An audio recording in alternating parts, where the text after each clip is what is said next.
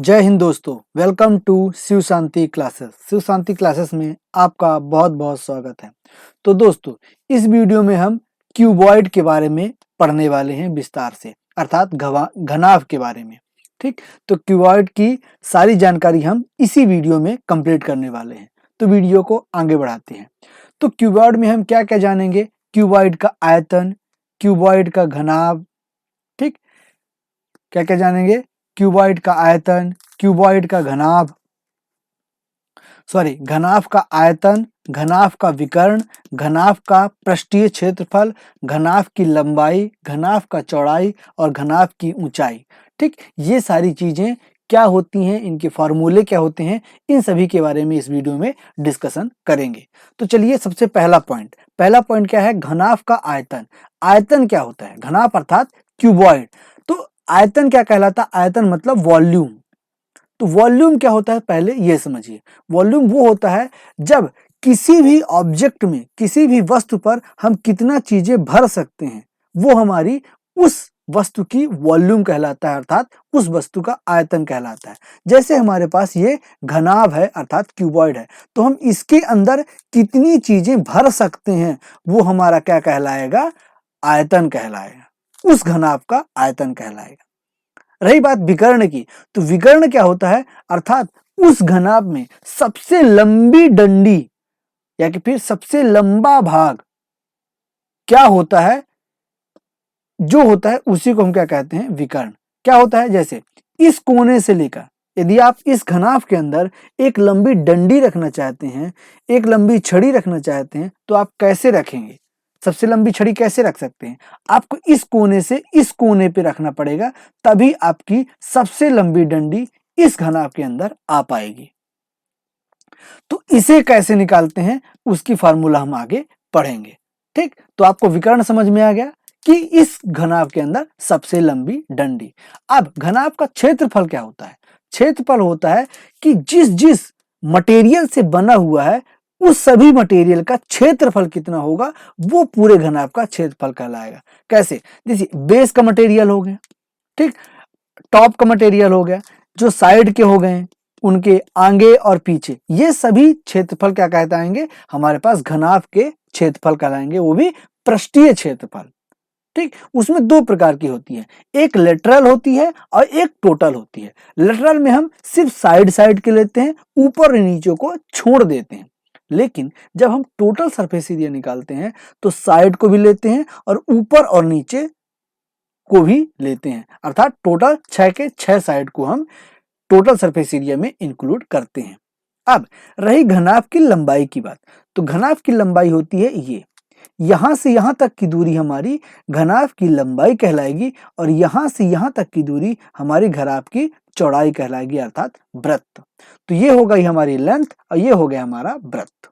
अब घनाभ की ऊंचाई होती है, जो कि हमारी होती है हाइट। जो भी हमारे पास घनाभ की हाइट होगी, वो हमारी कहलाती है घनाभ की ऊंचाई। तो आपको यहाँ पे सभी चीजें समझ में आ चुकी होगी कि हमारे पास आयतन क्या होता है, विकर्ण क्या होता है, लंबाई, चौड़ाई और ऊंचाई क्या होती है। अब इनको निकालने के फॉर्मूले हम वन बाय वन देखते हैं। देखिए, सबसे पहले लेते हैं lateral surface area of the cuboid. तो लेटरल सरफेस एरिया मतलब हमें टॉप वाले को हटाना है और बॉटम वाले को हटाना है, सिर्फ हमें साइड साइड के लेने हैं। तो साइड में हमारे पास ये हो गया, ये हो गया, और ये पीछे वाला भाग और ये हमारे आगे वाला भाग। ठीक, ये वाले भाग हो गए। तो क्या करेंगे? हमारे पास फॉर्मूला होता है आधार का परिमाप गुणे ऊंचाई। ठीक, तो आधार का परिमाप क्या होता है? आधार कैसे है? हमारे पास आधार हमारे पास आयतन के रूप में है। तो आयतन का परिमाप होता है 2 गुणे लंबाई धन चौड़ाई। क्या होता है? 2 गुणे लंबाई धन चौड़ाई। और ऊंचाई हमारे पास फॉर्मूले में ही है, तो गुणा ऊंचाई। तो देखिए, लंबाई में क्या हो जाएगा? तो हमारे पास फॉर्मूला क्या आ जाएगा? 2 ब्रैकेट में रहेगा लंबाई प्लस चौड़ाई गुणे ऊंचाई, अर्थात हाइट। तो हमारे पास लंबाई कुछ भी हो, मान लीजिए 10 सेंटीमीटर, ब्रेड्थ हमारे पास 5 सेंटीमीटर और हाइट हमारे पास 3 सेंटीमीटर है। तो हमारे पास जो लेटरल सरफेस एरिया होगा वो कितना आएगा, देखते हैं। तो देखिए, 2 लंबाई हमारे पास है 10 प्लस वृत्त अर्थात 5 सेंटीमीटर गुणे h हमारे पास दिया है 3। तो क्या होगा 10 और 5 15, 15 दूना 30, ठीक 30 गुणे 3 तो हो जाएगा हमारे पास 90 सेंटीमीटर का स्क्वायर, क्योंकि हमारे पास क्या है क्षेत्रफल, और क्षेत्रफल की इकाई हम लिखते हैं जो भी हमारे पास यूनिट दिया होता है उसका स्क्वायर कर देते हैं। तो ये आ गया हमारे पास lateral surface area of the cuboid. अब आगे देखते हैं टोटल सरफेस एरिया। ठीक, अभी हमने क्या देखा लेटरल सरफेस एरिया, अब देखते हैं टोटल सरफेस एरिया। तो टोटल सरफेस एरिया में क्या करते हैं हम कि साइड में, जो साइड में है उसे तो लेते हैं, ऊपर और नीचे वाले भाग को भी लेते हैं, अर्थात इसमें हम क्या करते हैं 6 के 6 भागों को हम इसमें इंक्लूड करते हैं। तो इसका फॉर्मूला क्या होता है 2 ब्रैकेट में लंबाई गुणे चौड़ाई प्लस चौड़ाई गुणे ऊंचाई प्लस लंबाई गुणे ऊंचाई। तो क्या हो जाएगा 2 लंबाई अर्थात L इंटू चौड़ाई ब्रेड्थ प्लस ब्रेड्थ गुणे हाइट प्लस लंबाई गुणे ऊंचाई, अर्थात अल्टरनेट हम तीनों को ले लेते हैं। तो लंबाई क्या हो गई L, ब्रेड्थ W और H हाइट। हमने ब्रेड्थ यहाँ पे B ले लिया है। ठीक, अब देखते हैं लंबाई हमने माना था 10, ब्रेड्थ माना था हमने 5 और हाइट माना था हमने 3। तो टोटल सरफेस एरिया निकालते हैं वो कितना आता है। तो देखिए क्या होगा 2 लंबाई है 10 गुणे ब्रेड्थ, 10 पना 50 प्लस ब्रेड्थ गुणे हाइट, ब्रेड्थ गुणे हाइट तो 5 तिहाई 15 प्लस लेंथ गुणे हाइट, लेंथ गुणे हाइट तो 10 तिहाई 30। तो कितना हो जाएगा 50 30 80 90 5 95, तो 2 गुणे 95। हमारे पास आंसर आ जाएगा 5 दूनी 10 और 9 दूनी 18 1 19 सेंटीमीटर स्क्वायर, क्योंकि हमने क्षेत्रफल निकालना है, क्षेत्रफल का सेंटीमीटर स्क्वायर ही आएगा।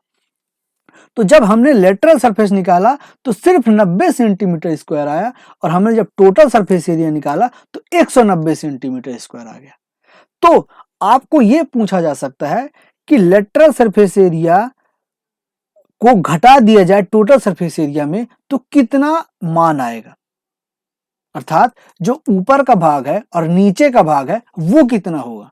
तो डायरेक्ट आप निकाल सकते हैं कि 190 में आप 90 घटा दीजिए तो हमारे पास आ जाएगा 100 सेंटीमीटर का स्क्वायर। ठीक, अब आगे देखते हैं आगे का फॉर्मूला क्या है वॉल्यूम अर्थात आयतन। आयतन कैसे निकालते हैं, क्या होता है आधार का क्षेत्रफल गुणे ऊंचाई। तो आधार का क्षेत्रफल क्या है, आधार क्या है हमारे पास एक हमारा आयतन है, तो आयतन का क्षेत्रफल क्या होता है लंबाई गुणे चौड़ाई। ठीक, लंबाई गुणे चौड़ाई अर्थात एरिया बेस क्या हो गया लंबाई गुणे चौड़ाई। हमारे पास ऊंचाई है ही तो क्या हो जाएगा टोटल लंबाई गुणे चौड़ाई गुणे ऊंचाई। तो हमारे पास जो थे 10 5 और 3, तो हम डायरेक्ट कर देंगे यहाँ पे 10 गुणे 5 गुणे 3, तो ये हो जाएगा 5 3 15 अर्थात 150 सेंटीमीटर का क्यूब, क्योंकि हमने वॉल्यूम निकाला है। तो मैंने हर वीडियो में आपको बताया है कि जब हम वॉल्यूम निकालते हैं तो उसका जो भी यूनिट होता है उसका क्यूब लिखते हैं। ठीक, तो ये हमारा क्या हो जाएगा आयतन अर्थात क्यूब का आयतन निकालने का फॉर्मूला हो जाएगा, जो कि है लंबाई गुणे चौड़ाई गुणे ऊंचाई। ठीक, अब हमारे पास लास्ट फॉर्मूला बचा है घनाभ का विकर्ण अर्थात डायगोनल कैसे निकालते हैं। तो डायगोनल निकालने का फॉर्मूला है कि लंबाई का स्क्वायर प्लस चौड़ाई का स्क्वायर प्लस ऊंचाई का स्क्वायर को अंडर रूट के अंदर रखते हैं। तो क्या हमने कैसे किया है, हमने लंबाई माना है 10 सेंटीमीटर, चौड़ाई माना है हमने 5 सेंटीमीटर और ऊंचाई माना है 3 सेंटीमीटर। तो हम लिखते हैं 10 लंबाई का 10 का स्क्वायर करेंगे तो दहाई 100 प्लस 5 का स्क्वायर करेंगे तो 5 25 प्लस 3 का स्क्वायर करेंगे 3 तिकाई 9। ठीक, तो ये हमारे पास हो जाएगा अंडर रूट का 100 प्लस 25 125 और 125 प्लस 9 हो जाएगा 134, अर्थात हमारे पास आ जाएगा अंडर रूट में 134 सेंटीमीटर, क्योंकि हमारे पास डायगोनल भी एक प्रकार की लंबाई है। मैंने क्या बोला डायगोनल क्या होता है एक सबसे लंबी लाइन जो कि हम इस क्यूब में अर्थात क्यूबॉइड में रख सकें, वो हमारी भी एक प्रकार क्या हो गई, लंबाई ही हो गई। तो ये सारी चीजें आपको समझ में आ चुकी होंगी। तो हमने क्या क्या सीखा, घनाभ का आयतन सीख लिया हमने, घनाभ का विकर्ण कैसे निकालते हैं वो भी सीख लिया हमने, क्षेत्रफल कैसे निकालते हैं, कौन कौन से क्षेत्रफल, एक लेटरल सरफेस एरिया और हमारे पास टोटल सरफेस एरिया, ये दोनों एरिया हमने निकाल लिया। अब यहाँ से लंबाई भी आपको पता चल गई, लंबाई क्या होती है, चौड़ाई पता चल गई और ऊंचाई पता चल गई। ठीक, तो आपको ये चीजें, ये जो चौथा पांचवा छठा है, ये कैसे करते हैं लंबाई चौड़ाई ऊंचाई, तो आपको ये पता होनी चाहिए। जैसे मैं आपको यहीं पे दे दूं, यहाँ पे बोल दूं कि वॉल्यूम दे दिया है हमारे पास 150, उसकी लंबाई हमारे पास 10 है, चौड़ाई हमारे पास 5 है, ऊंचाई बताओ। तो यहाँ पे आप फॉर्मूला में रख के कर सकते हैं। तो वहां पे आपको बताना होगा कि उसकी ऊंचाई कितनी हो गई। यदि फॉर्मूले को घुमा दिया जाए, चौड़ाई पूछा जाए तो आप वहां से निकाल सकते हैं, लंबाई पूछा जाए तो आप लंबाई निकाल सकते हैं। ठीक, इसके क्वेश्चन हम नेक्स्ट वीडियो में देखते हैं कि इसके कैसे कैसे क्वेश्चन हमारे एग्जाम में पूछे जाते हैं।